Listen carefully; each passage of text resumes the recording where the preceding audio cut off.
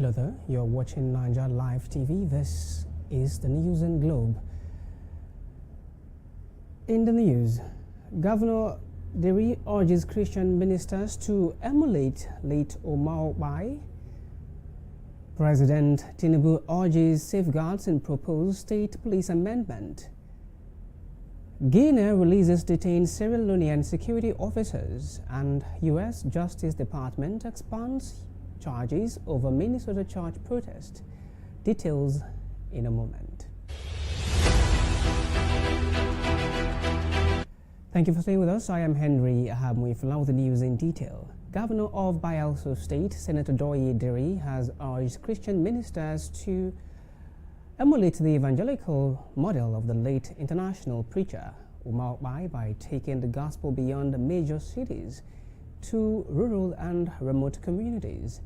Governor Diri made the call during a condolence visit to the family of the late cleric in Uyo, Akwa Ibom State, where he described Reverend Ahamuefula as a distinguished preacher who propagated the Christian faith extensively in villages and underserved areas across Nigeria, significantly spreading Christianity at a grassroots level. He stated that the late preacher's life as worthy of celebration and extended condolence on behalf of Bayelsa State Government to the widow, children and family. Responding, the widow of the late evangelist, Pastor Philomena Ahamuefula, expressed appreciation for the governor's visit and support, noting the long-standing relationship between her husband and Bayelsa State. Reverend Ahamuefula passed away on the 6th of October 2025 at the age of 80 and is scheduled to be laid to rest on the 26th of March.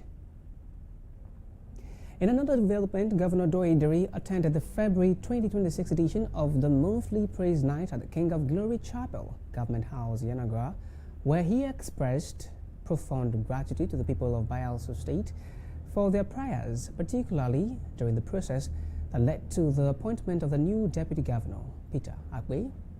The governor disclosed that despite mounting pressure and differing suggestions, he remained steadfast, seeking divine guidance through days of fasting and prayer, making his decision. He noted that the process was guided by faith, emphasizing the importance of patience and divine direction in governance decisions. Governor Diri also urged Bayelsans to sustain their prayers and support to ensure a peaceful and progressively developing Bayelsa State. President Bola Ahmed Tinubu has called on the House of Representatives to ensure that the proposed constitutional amendment for the creation of state police includes safeguards against potential abuse by governors. The president made the appeal during an interfaith breaking of fast with members of the Green Chamber at the presidential villa in Abuja. It marks the third time within 1 week that he has publicly advocated for the constitutional amendment to establish state police. President Tinubu emphasized that the initiative should not be a straight free fall for everybody, but must be carefully structured with appropriate checks and balances, drawing lessons from past experiences. Away from that, Governor Inuwa Yahaya of Gombe State has disclosed that 48 children between the ages of 2 and 5 have been reported missing across the state. The governor alleged that the children were stolen and possibly taken to other parts of the world, describing the development as a serious threat to peace and public safety. Governor Yahaya made the disclosure during the inauguration of a Ramadan palliative distribution exercise in Gombe. He did not specify the period over which the children went missing, but acknowledged uncertainty regarding the prospects of their recovery. The statement underscored growing concerns over child stealing and related criminal activity within the state as authorities continue efforts to address the situation. In Osun State, we have members of the All Progressive Congress caucus in the National Assembly have called on the Economic and Financial Crimes Commission and the Independent Corrupt Practices and Other Related Offences Commission to investigate alleged irregularities in the state's payroll. A joint statement by lawmakers representing Obukun Oreade Federal Constituency, Oluwole Oke, Ijesa South Federal Constituency, Olusonya Omirin, and Ife Federal Constituency, Abimbola Ajile Soro, described as disturbing reports of widespread irregularities, including the alleged existence of 15,000 ghost workers on the state payroll. The lawmakers said the allegations stemmed from an audit reportedly conducted by Sally Tibot Consulting Limited, which they claimed uncovered financial infractions within the current administration. However, the Osun state government has rejected the findings, dismissing the consultant's report as a hatchet job. The Apex Igbo Socio-Cultural Organization, Ohaneze Ndibo Worldwide, has condemned the reported violent attack on former presidential candidate of the Labour Party, Peter Obi, and former national chairman of the All Progressives Congress, John Odigi Oyegun, in Benin City, Edo State.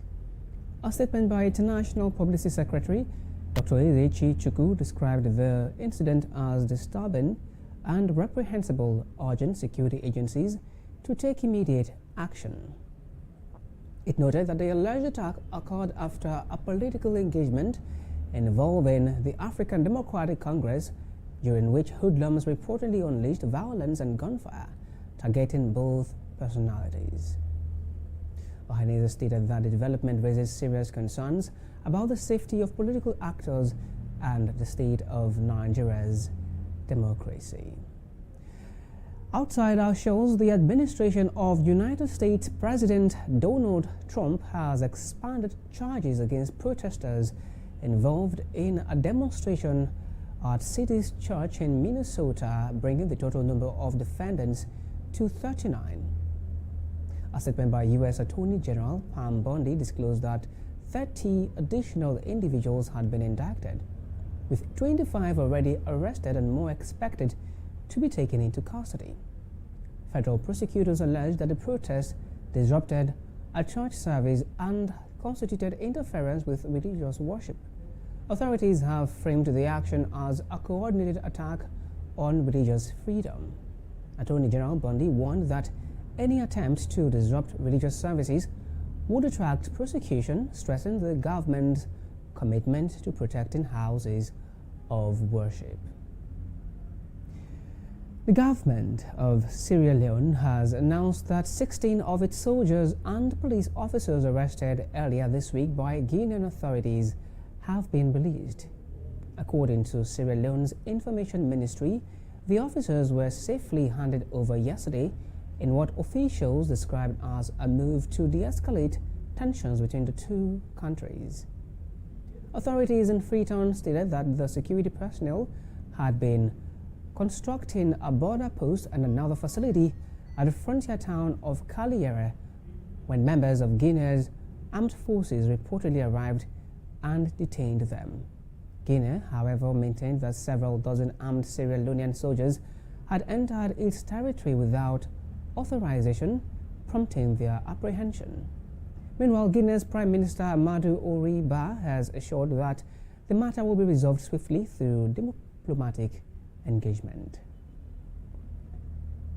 In entertainment, philanthropist and content creator Michelle Mukoro, popularly known as King Michi, has come under scrutiny following a social media dispute that arose from a recent school renovation project in Delta State. King Michi, known for sharing videos of her charitable work, announced that she had renovated a dilapidated school within 6 days. She suggested that the project demonstrated how meaningful change could occur quickly when there was genuine intent. However, the goodwill gesture took a controversial turn after her remarks were widely interpreted as a subtle criticism of activist Martins Vincent Osei, also known as Very Darkman.